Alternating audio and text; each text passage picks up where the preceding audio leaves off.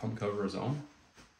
I've got a lot of content that I've been recording myself with recently, vlog content, that sort of thing. So I guess in the future, I hope to release all of it, but I can't quite yet. I'm pretty close, but I can't quite yet. So I'm excited for that. There's more content coming soon. Anyway, ABchemy, where you go to cook to receive the blessing of abs. If you're looking to get abs, you're looking to get abs, right? You're looking to get cut down. You don't know if it's worth it to get abs. Here's where we cook, all right, in the ABchemy. I just finished bulking. I hit 110 kilograms on the bench press and weighed 90 kilograms, and I wanted to challenge myself to get abs.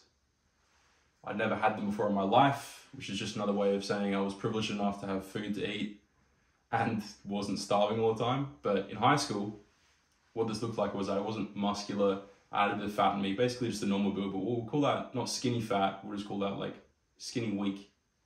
That's probably more appropriate. So I just achieved a massive goal for myself on the journey to hitting 150 kilograms on the bench, 110 kilograms, and I thought, I'm gonna cut down, I'm gonna get a six pack and get more lean than all of my friends. What if getting them actually does improve my life like the YouTubers say it does? What if it makes a big difference? So I started eating a fuck ton less migorine, drinking less milk, and a few months later I started losing weight. I go from 90 kilograms to 88 to 86. Then I plateaued. All right, 86 kilograms, I couldn't lose any more weight. Why can't I lose more fat? I was thinking, I was just like, why can't I lose any more? Do I just not have a lot of muscle underneath the fat armor that I have on myself? That's what it felt like at the time. And at the start, and at the same time, I started hearing from friends, you know, why do you want to get a six pack? What's the actual goal of getting a six pack? Like, that pissed me the fuck off. At the time, I didn't really have a good answer to what they were asking me about, other than I wanted to challenge myself and see what happens. Retrospectively, that was one of the biggest motivations. I wanted to challenge myself. So I slowly started decreasing, and a month later, I hit 84 kilograms. I've lost around 6 kilos, and I'm starting to eat pretty lean at this point. This is a couple months after I've started.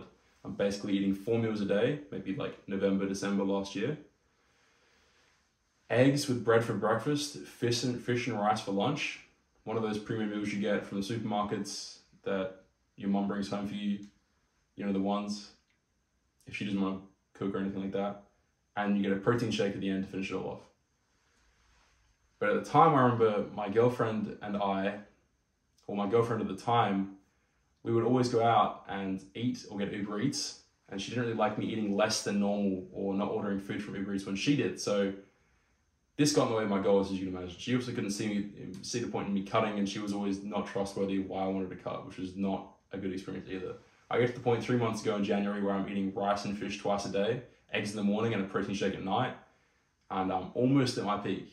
The leanest I've been ever while I've been going to the gym for 2 years, and I still had no abs. It's pretty demoralizing. At that point, you're wondering, like, do I continue doing this? Do I give up? Like, is this just like as much as I can do? So I stare at the weight scale that's at my gym, noticing my weight is still 80 kilograms. At this point, my friends and people have started congratulating me, like my family even, some of them that know, me expecting me to finish me cutting. They say, oh, you look like really good. You know, you're lean, you cut down. But I'm sticking to the goal here, and I'm definitely gonna get the fucking abs. I want the six pack. It was my goal, and I'm sticking to it, all right? This means egg whites for breakfast, chicken and rice for lunch, chicken and rice for dinner, with 2 tuna in spring water cans, little tins, as snacks, but they go with the dinner as well. So I knew it had to be done.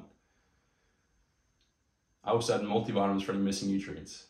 After I'd done this for about a month, from January, end of February, I almost had them. I was so close, and in March, I hit it. I had 75 kilograms of weight in my body at this point. That's a weird way of saying it. And I just bought it, AbStation, I got them. This is what they look like now, a month after actually 2 weeks after I've stopped eating perfectly, but I'm still eating very, very lean. So they're pretty good still. Not perfect, but they're pretty good still. And how you actually get them, like I did after this whole process, How I did it was I did it through eating clean, obviously, but the more important step is through slowly lowering your eating amounts. I remember I did this without measuring calories consistently at all. I didn't use a macro tracking app at all. I just made sure to eat the necessary foods with the protein, also making sure to do cardio every day, you know, and work your way up to burning 150 to 200 calories per session of cardio. Basically, one session a day is fair enough. You don't have to do two, like that's a lot. After 10 months, I got abs, and I'm not saying you have to take 10 months. That's just the way I did it because it was simple and it wasn't a shortcut. Shortcuts are bullshit 99% of the time. I saw an ad recently, you probably did as well, everyone does, about the quick way to eat the best foods and lose the weight so you can just get lean and get jacked, whatever the fuck. That's fucking bullshit. You're probably not disciplined enough yet to just start eating less, or better yet, start cooking up gourmet fucking meals like, I don't know, sweet potato, chicken breast, and then saute it or some shit. Like, those fancy meals you don't have the time to do. All it requires is a little bit of meal prep, like 30 minutes every few days to cook chicken breast. Fuck that get ripped quick shit. Like, that's like, not get rich, get ripped. The honest truth of the situation is you have to train yourself to dealing with eating less enjoyable food and getting the energy from that food instead. This doesn't require that much time to make these meals either. It's just the only thing it does require from you is for you to have set that goal and keep reminding yourself of all the reasons it could benefit you. That's the truth. Now that I've got abs, I've done that, I'm easing off the cutting and going back into lean bulking. I've been able to retrospectively look at all the things the benefits of having them. So the outcome was I looked better than I have in my entire life. I look better in clothes than I ever have before. People are genuinely nicer to me. I compliment about double compared to what I used to be before I got lean. This kind of feels like you can actually look at yourself and be proud of. It's really, really weird. Like, you just look amazing. Sure, you've lost a bit of muscle, which doesn't feel great, but your face looks really good. Your shoulders, everything looks pretty lean. I went to Zara the other day, tried on clothes, and almost everything I wore, even if it wasn't what I wanted to get, wasn't my style, looked fucking good on me. That's the first time that's ever happened to me. Being that lean that it just looks good on you no matter what. Insane feeling. People are genuinely nice to me is what I was saying as well. Like, people give you compliments and they like say you just look really good, which is a weird feeling to have if you're not used to that. Sometimes if you're lucky, you get people telling you that you should be a model or sign up to an agency, that sort of thing. Not even because of how special or unique you look, but just because of how extremely lean your face is, and you have like your cheekbones be exposed and your jawline being sub 12% body fat, that's sort of around that area, you know, compared to when you weren't lean, I mean. So if you're considering getting lean, but you're still unsure because you don't want to lose too much muscle, you don't really know if it's worth to get lean, I'd say it's going to improve about 99% of people's lives, and I'd say you're probably in that percentage as well, unless you're already pretty happy with how you are physically and don't really need to improve, or you don't want to at all. Like, there's nothing there saying that you want to. There are plenty of downsides as well to getting lean. I mean, like sub 12% body fat, but I'll leave that to the next video entirely. The thing is with this, I talked about being demoralized and that sort of thing, but progress isn't linear. If you're the kind of person like me where you struggle to lose weight and you feel like you can't get to a six-pack status, you really can. It's just a question of whether or not you stay with it and stick with it for long enough. Kind of like the saying, progress isn't linear. You know, you don't move up in a straight line like this. You go like this, you plateau for a bit and you're like, fuck, why am I doing this? And then you see massive achievements. Like, you'll see within the first week of getting past that plateau, you'll lose 1 to 2 kilos and you'll start to see like and feel so much better. It's just a weird feeling, but progress isn't linear, I guess. If you're eating correctly, so if you're cutting down and you're at a point where you almost have abs but don't yet, cut out as much carbs and as fat as you can. This sounds dangerous advice, but hear me out here. Only eating what you have to and not eating what you feel like you have to.